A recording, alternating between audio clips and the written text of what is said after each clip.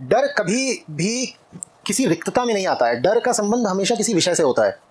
जो विषय इतना अनिश्चित है, इतना क्षणभंगुर है, इतने कम भरोसे का है, अनरिलायबल है, कि बार बार डर लगा रहता है कि कभी ये छिन ना जाए, कभी ये छिन ना जाए, उस विषय की फिर रक्षा भी क्यों करनी, उसको छीनी जाने दो, जा।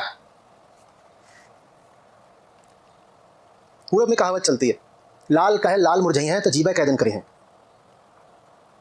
एक बच्चा पैदा हुआ था, उसकी ये हालत थी कि उसको इतना ही बोल दो मेरा लाल, तो बीमार पड़ जाता था, बीमार पड़ जाता था। वो बस लाल भी बोल, कोई शब्द बोल दो, कुछ देखने से बीमार हो जाए, कुछ सुनने से बीमार पड़ जाए, छू दो तो बीमार पड़ जाए।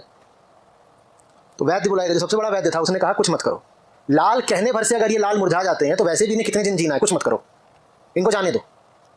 लाल कहे लाल मुरझई हैं तो जीबे कै दिन करी हैं, इनको ऐसा को जाने ही दो। जिस विषय की उपस्थिति